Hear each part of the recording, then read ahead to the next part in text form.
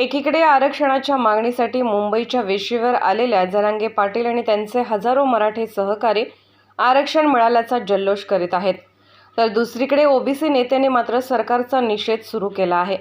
OBC नेते हरिभाऊ राठोड यांनी जरांगे पाटील यांचे अभिनंदन केले आहे, मात्र ते युद्धात जिंकले पण तहात हरलेत अशी प्रतिक्रिया दिली आहे।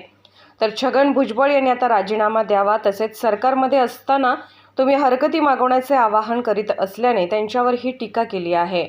मी ज्या पद्धतीने सगळे सोयऱ्यांना तुम्ही दाखले द्या, त्यानंतर काहीच नसेल तर तुम्ही ॲफिडेविटवर द्या, म्हणजे एकूणच काय की त्यांना कुठल्याही पद्धती ऐन प्रकारे तुम्ही त्यांना ओबीसी दाखले द्या, त्यांना कुणबी करा। हे सरकारचं ते यशस्वी झाले, एका अर्थाने आपले जरांगे पाटील यशस्वी झाले, मराठा यशस्वी झाला। त्याला आपण म्हणतो की लढाई त्यांनी जिंकली आहे, पण तह करण्यामध्ये हारलेले आहे। अनेक गोष्टी अशा आहेत, हे काही नवीन काहीच नाही केलं त्यांनी। हे बघा, तुमच्याकडे जर तुम्हाला नोंदी मिळाल्या तर तुम्हाला दाखला देता येते, आधीच GR आहे। नंतर रक्त नाते संबंधाने एक GR आहे, तो आणि सगळे सोयरे याच्यामध्ये काहीच फरक नाही। रक्त नाते संबंधाने आपण जर दाखवून दिलं, आपण जर रिलेशन दाखवून दिलं तर आपल्याला दाखले मिळतात, इतरही लोकांना मिळतात, राजपूतांना मिळतात, त्यांना राजपूत समाजात मिळतात, आम्हाला भटक्या विमुक्तांना मिळतात। हे नवीन काय? मग तुम्ही मराठा म्हणून एवढं मोठं आंदोलन उभं केलं, तुम्ही या आंदोलनामध्ये तुम्ही मिळवलं काय? मी विचारतो की कुठला पर्सेंटेज मिळालं तुम्हाला?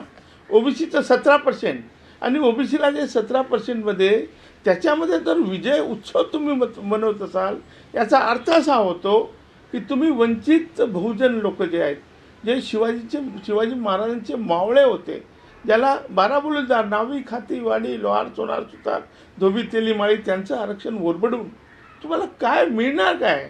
तुम्ही त्याच्या आता 17 भाकरी होत्या त्यांच्या ताटामध्ये, त्या 17ही भाकरी तुम्हीच खाऊ म्हणताय, तर हे काही मला पटलेलं नाही।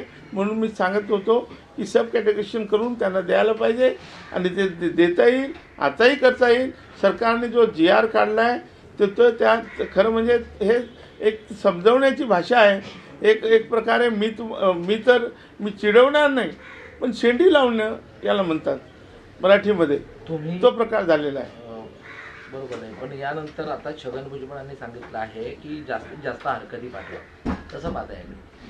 मला क्यू येते होत्या छगन भुजबळाची, ते स्वतः सांगतात की जास्तीत जास्त हरकती पाठवा, जेणेकरून सरकारला हे कळेल की आमचा सगळ्यांचा विरोध आहे। तुमच्या सरकारमध्ये आहे ना, तुम्ही त्या सरकारमध्ये असून तुम्ही असं सांगताय की हरकती पाठवा, मग हे नोटिफिकेशन कसं निघालं? मंत्रिमंडळामध्ये याचा विचार झाला नाही का? मग तुम्ही त्या मंत्रिमंडळात नाही का? तुम्ही सत्तेमध्ये कशाला? 1 मिनिटही राहण्याचा तुम्हाला अधिकार नाही आहे। तुम्हाला खरोखरच ओबीसीबद्दल थोडी तरी म्हणजे ओबीसीबद्दल खरोखर तुमची चांगली भावना असेल तर तुम्ही ताबडतोब राजीनामा 1 मिनिटात राजीनामा दिला पाहिजे। आज माझ्यासारखा असताना मी आतापर्यंत राजीनामा फेकून दिला असता या सरकारच्या तोंडावर, आणि आम्ही सरकारला नंतर बघून घेऊ। आता सध्या आम्ही ओबीसीचे जे नेते आहेत, ज्यांनी ह्या चुका केल्या, जे मी सांगत होतो ते माझं त्यांनी ऐकलं नाही, म्हणून हा सगळा प्रकार झालेला आहे। आता खरोखरच इकडे मराठा समाज खूप आनंदी आहे, खूप त्यांच्या आनंदामध्ये मी विरजन टाकू इच्छिते, पण दुसरीकडे माझा ओबीसी समाज, भटक्या समाज खूप दुःखी आहे। आज त्यांच्या ताटातलं तुम्ही सगळे घेऊन गेलात। आज आरक्षण म्हणजे जे आम्हाला राजकीय आरक्षण मिळत होतं तेही तुम्ही घेऊन गेलात।